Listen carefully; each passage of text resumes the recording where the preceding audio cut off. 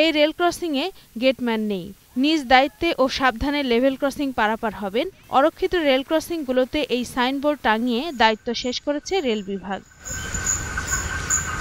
গাজীপুরে ময়মনসিংহ রেলপথ ও বঙ্গবন্ধু সেতু রেলপথে প্রায় ২৫টি অনুমোদনহীন ও অরক্ষিত রেল ক্রসিং রয়েছে। স্থানীয়রা রেল বিভাগ থেকে অনুমোদন না নিয়ে এসব রেল ক্রসিং তৈরি করায় প্রায়ই ঘটছে দুর্ঘটনা।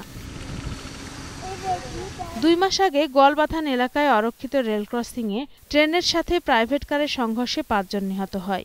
এছাড়া গত ২ মাসে রেলপথের উপর দিয়ে পারাপার হতে গিয়ে এবং অরক্ষিত রেল ক্রসিংয়ে ট্রেনের ধাক্কায় মারা গেছে ১২ জন। অরক্ষিত এসব রেল ক্রসিংয়ে গেটম্যান দেওয়ার দাবি স্থানীয়দের। প্রতিদিন বা অনেকদিন পরে অ্যাক্সিডেন্ট ঘটে, তা এখানে কোনো গেটম্যান নাই, সেই জন্য আমরা কোনো গেটম্যান চাই। অনেক ঝুঁকিপূর্ণ লাইন এটা, অনেক গাড়ি ঘোড়া চলাচল করে, আমাদের এলাকার পোলাপন স্কুলে যায়। আমরা চাই এই রাস্তার এখানকার একটা গেটম্যান হোক। আর জনসচেতনতা বাড়ালে মানুষ এসব রেল ক্রসিং তৈরি থেকে বিরত থাকবে বলে মনে করে সংশ্লিষ্ট বিভাগ। জনসচেতনতামূলক একটু কার্যক্রম মানুষকে অ্যাওয়ার করা, সচেতন করা, যাতে অবৈধভাবে কেউ রেল লাইনে পথ না বানায়। প্রশাসন থেকে এসব অনুমোদনহীন ও অরক্ষিত রেল ক্রসিংয়ের ব্যাপারে সংশ্লিষ্ট বিভাগে জানানো হয়েছে বলে জানালেন উপজেলা নির্বাহী কর্মকর্তা। রেলের যে সচিব স্যার আছেন তিনি ব্যবস্থা নেবেন বলে আমাদেরকে আশ্বস্ত করেছেন।